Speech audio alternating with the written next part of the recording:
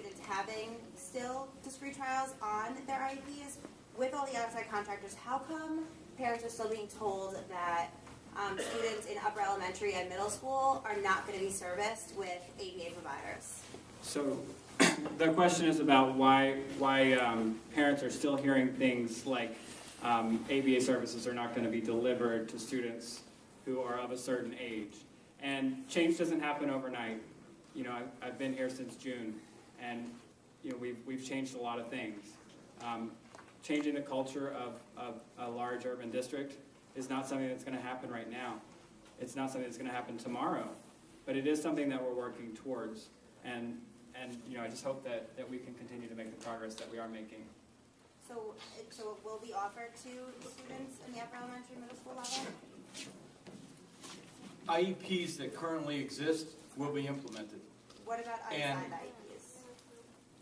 Unsigned? What about unsigned IEPs from a couple, like, there's a various amount of students that have unsigned IEPs because parents are rejecting because they're not being offered ABA services? Okay. I do want to come back to the other question you asked. I happen to be a special education attorney too, so with regard to what you're talking about, if it doesn't matter what age a child is, if their IEP says that they get ABA discrete trial, it doesn't matter their age, it matters what their IEP says, they get those services. If you get an IEP, an additional IEP that's issued subsequent to that, and it doesn't include those ABA services, you can reject that portion of the IEP and you can invoke your stay put rights to what you had before. But when you say an unsigned IEP, that's where it gets confusing. So that might be a reason to fill out one of those general issue forms, and we can help you with it. But you know, when you have a service, you don't lose it unless you agree to lose it, because under Massachusetts law, you have stay put rights to keep it, and there's no services that are dictated by anybody's age. So I would like to be clear. As we are going on developing new and additional ways of working with children on the autism spectrum, we are not saying that nobody will receive individual discrete trial ABA services. What we're saying is that just doing it that way isn't adequate, and it isn't going to give the kids the benefit that they need to get as they grow up. And we do have absolute obligations to implement IEPs that are still in effect, whether because they're signed or because the subsequent IEP has not been signed. And so if there's an issue around your particular child and getting services that they're supposed to get, make sure you fill out a form so we can follow up with you tomorrow. Okay? There were a couple of more questions, and I want to make sure we get a chance for you to hear from Kim and Kylan and our contracted providers.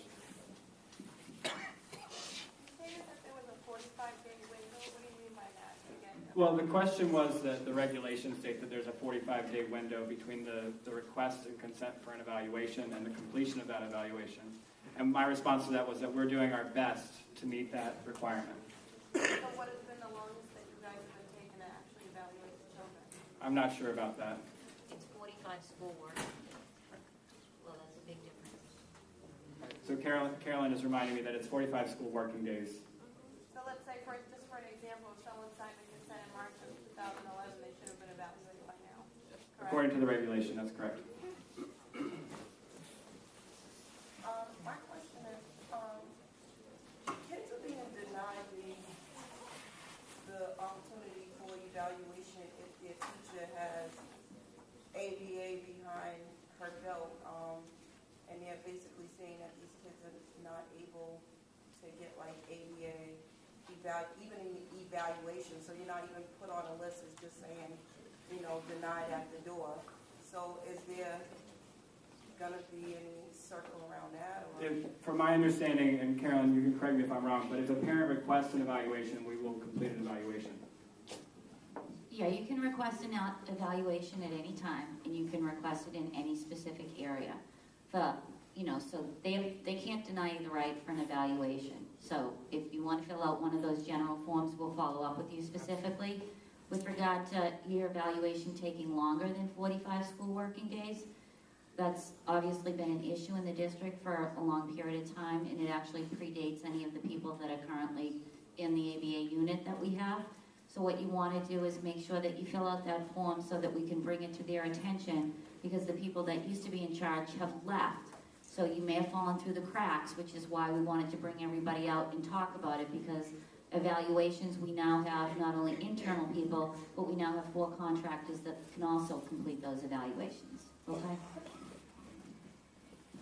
Would this also be in regards to children that are still under the age of 3, they're in EI, who have already had their IEPs, but ABA has not? The question is, does that same rule apply to children under the age of 3? And yes, that does apply. Because we're definitely not. So for a child who's still now under the age of 3, the timelines are different in that we're supposed to complete the evaluation and offer an IEP that includes either services or a placement or both by the time that they are 2 years and 11 months. And that placement is supposed to be available to them when they turn 3. And that's another area where one of the reasons why we're going to have an early childhood task force this year is we're trying to figure out how to change this system enough so that that actually happens for every student. It's gotten better over the last couple of months, but we still have a long way to go.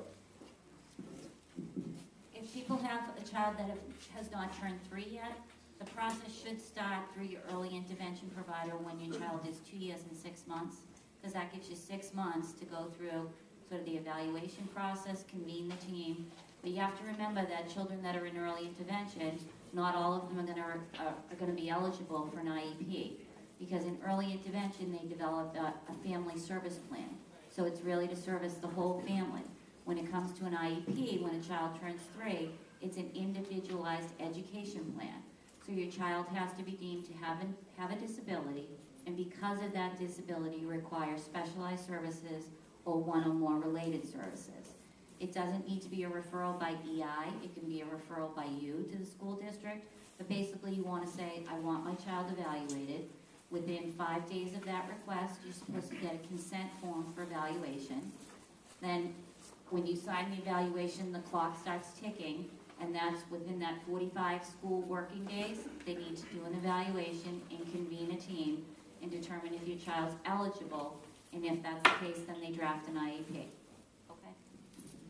We've done the IEP, but Where do you send that about? the only thing that's missing is the ABA, and it's not happening. Okay, so what you should do is make sure you fill out an individual form so we can follow. Let's take 2 more questions, and then we need to move to the rest of the program. So 2 quick questions. Is there, I don't want to be the 2 last questions, so mine are 2 quick. Is there any parent training? I don't know if this falls under the. We're going to parent training. We're going to actually address that in the next speaker. Woohoo! Good. Okay, and then second one. Can I, if a child does not have autism, can you still request ABA services if you think they could use it? You can request an evaluation. Evaluation. Yes. Thank you. Okay, one more question. What's the connection between getting an evaluation and getting specifically ABA services? And, let's leave it at that. So the question is, what's the connection between getting an evaluation and getting ABA services? The evaluation would identify areas of need and areas that are of strength. And based on that evaluation, the team would decide what the level of service would be. Are there magic words that trigger ABA services? Are there specific words that have to be in the IEP in order for the child to qualify for ABA services? Well, the IEP would be developed with the team, right? So if the services were decided to be necessary or needed by the team, then that's when the services would be put into the IEP. Thank you. Oh, I do want to introduce, I'm sorry, I forgot to introduce my program director.